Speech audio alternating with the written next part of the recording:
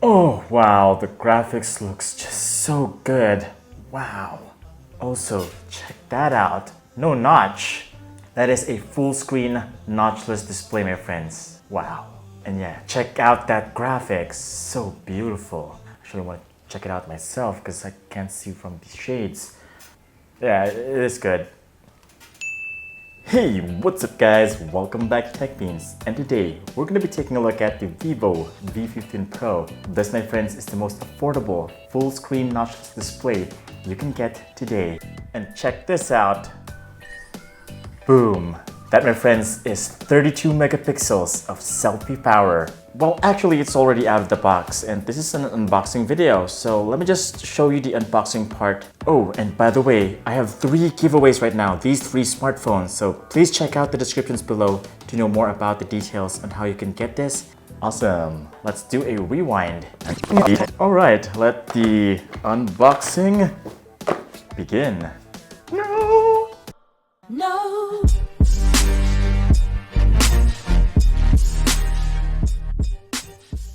Okay, here we go. So here's the NTC approved box for the Philippines. Guys, we're so lucky to get the 8 gigs of RAM and 128 gigabytes of internal storage only in the Philippines, I guess. In India, you only get the 6 gigabytes of RAM. Bummer. The color we have here is called Topaz Blue. There's actually another color called the Coral Red, the pinkish one. But yeah, we're lucky to have the color blue right here. At the back, as you can see, it's NTC approved. Okay, it's time to open the box. Vivo. So this is actually a mini box. And inside the mini box, whoa, that's a nice looking jelly case. Wow.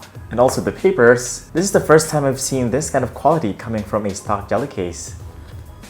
It's hard. That's rubber at the sides. Pretty nice. And of course, you get this documentation right here, the warranty, the user guide, and the SIM ejector pin on the cardboard, and some serial numbers. And that's pretty much it. And here's the phone. Oh my god, I'm so excited to see the phone. Alright, it's actually pretty late. And let me just slip this off. Whoa, damn. That looks so darn elegant and premium. This doesn't look like a mid-range phone anymore. Yeah, the quality is certainly iPhone 10 level or a Samsung Galaxy S10. That is just so nice. Let me just put you aside for now. Let me show you what else is in the box. So inside you get the micro USB. I'm not sure this is the right way to go for Vivo because it's 2019. And for the price, I don't think it makes sense. But it's okay because you still get fast charging on this. This, my friends, has dual engine fast charging. Oh my god, just like a car. Boom. It's not one engine, but 2 engines. And of course, the earpod looking earphones with the microphone. Awesome. That is pretty much it. Okay, so here's the phone, guys. Just like what I said earlier, it looks so premium and elegant with that gradient back design. When light touches it, it goes from inky black to electric blue. That looks so darn gorgeous. Also, the ergonomics is pretty good because of the curves at the sides. Holding the phone for longer periods of time is a joy because of the curved sides. I love it.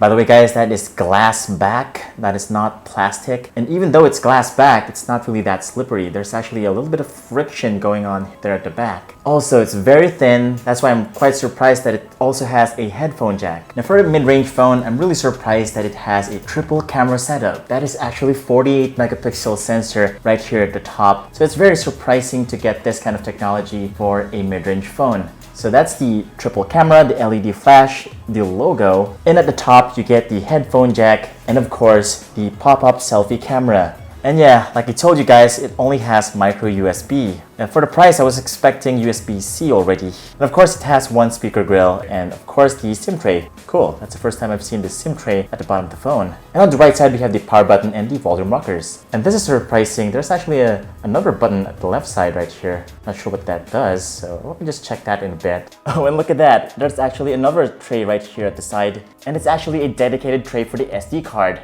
That is the first time I've ever seen 2 trays in one phone. Okay, so we've just opened the phone right here, and first impressions is that it has a really nice display. That is 6.39-inch Full HD Plus Super AMOLED display. The colors are just so beautiful, much more vibrant. Blacks are just super black, and the viewing angles are super good. And even on extreme angles, the quality is still very much good. Okay, now for some Pornhub. Okay, so here's YouTube, and because it doesn't have any notch, I can actually do this. No black bars, it's a full screen experience. It's full view, no hindrances from notches. And best of all, it's the most affordable full screen notchless display you can get in the market today. Awesome.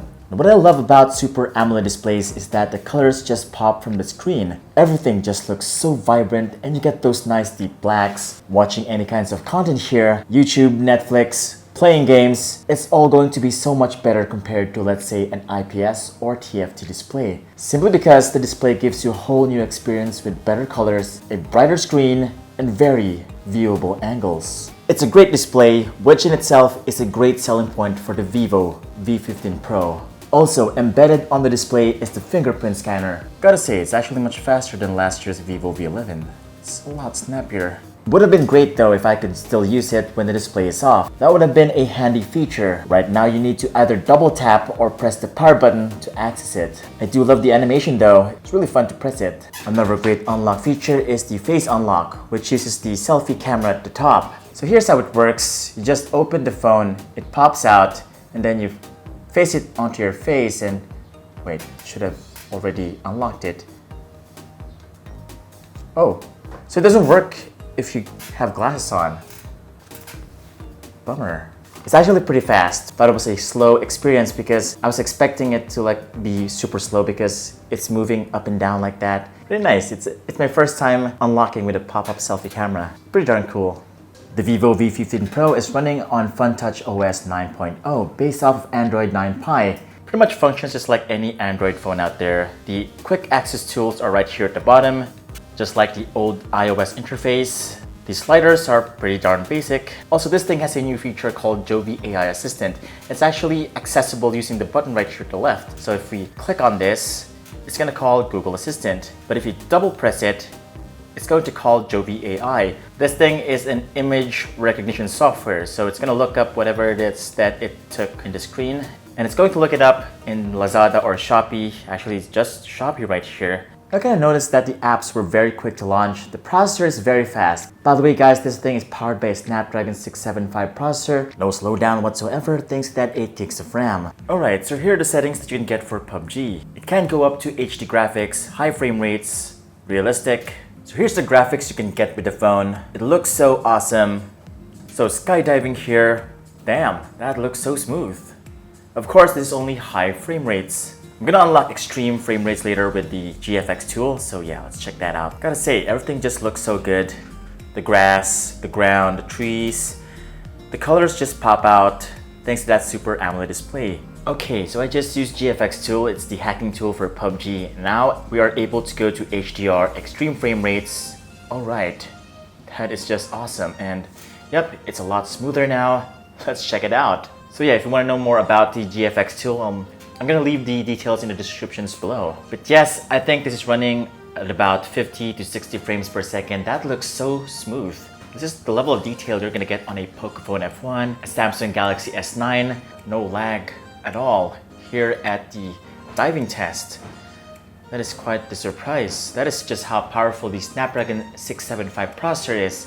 Whoa, awesome. So I did my usual 1 hour playing PUBG for 100%. Alright, it's been 30 minutes. Let me just check the battery life on this thing. Okay, 91%, 30 minutes. Pretty good. Okay, we've reached the 1 hour mark and let me just check. 77%, not bad, not good as well. I also charged this thing from 0 to 100 and here were the results. 5 minutes at 7, 15 minutes at 20, 30 minutes at 36%, 1 hour at 71%, and 1 hour and 55 minutes at 100%. Alright, now for the cameras. The Vivo V15 Pro is sporting 3 cameras. One is a very powerful 48 megapixel main sensor, and the other 2 is an 8 megapixel ultra wide angle and a 5 megapixel bokeh lens. And the photos you get with it is pretty good. You get very detailed shots that have good color, not too saturated, pretty close to the real thing. This is how photos should always look like when taking pictures. Also, the HDR is also good. No harsh lights, No super dark parts, it is a big upgrade from the Vivo V11. The 48 megapixel sensor actually only outputs in 12 megapixels by default. You'll have to activate it here at the top in the settings to go for the 48 megapixels. I did not notice a big difference when you compare them side by side, but when you zoom in, this is the 12 megapixels by the way, some of the details right here are quite blurred. And here's the 48 megapixel image. Let me just zoom in a little bit closer here. And as you can see, it's a lot more detailed. No blurring at all. This is the power of the 48 megapixel camera. It's pretty mind-blowing actually. This phone also has an ultra-wide angle lens, which allows you to squeeze in more objects in the picture. This is just so useful. You don't need to back up some more anymore, just so you get to take the whole scenery. Super helpful if you ask me. It's almost essential these days, especially for traveling. This phone can also take amazing low-light shots. It's able to capture so much detail in the absence of light. It also has night mode, which tremendously improves the image quality in dark areas. The images look a lot sharper, no noise or grain, and it just looks so much brighter. Vivo is well known for its selfie cameras, and by far this is quite the best I've seen in the market. It's not too filtered. I look really handsome. My face looks slimmer, smoother, and whiter. Also, it's very sharp. Even in low light, it doesn't lose a lot of the quality. It's a very unique selfie camera. Oh, finally, some great stabilization coming from Vivo. But the thing is, 60 frames per second is a little bit shaky. Bummer. Here's a 4K video. Man, look at those details. Almost microscopic level. Awesome. But yeah, you don't see the stabilization anymore. Bummer. So yeah, I'm pretty impressed with the cameras on this. Pretty sure it can get a super high score in DxO mark. Yeah, I'm pretty sure of that. So yeah, overall I think it's a pretty great phone. I was actually surprised with the performance on Pubg. It was so smooth, the graphics was just so amazing. Also, the cameras on this thing is pretty darn good. It's actually much better than most flagship phones out there. But yeah, there are some minor cons here and there. First of all, it's still using micro USB, so it's not future-proof. Also, the charging is not as fast as advertised, so yeah. And yeah, the Jovi Assistant could really use some optimization because the photos that it looks up in the internet is not really that accurate. So yeah, it's not really that useful right now. But despite those minor complaints, it's still an overall great phone. It provides a lot of innovation and features that you won't see on other phones. But right now, in my opinion, the price is pretty steep, and I don't think a lot of you guys can actually try this. I really do hope they bring down the price on this so that more of you guys can actually try it out. It's pretty nice. Up next on TechBeans, this versus the Oppo F11 Pro.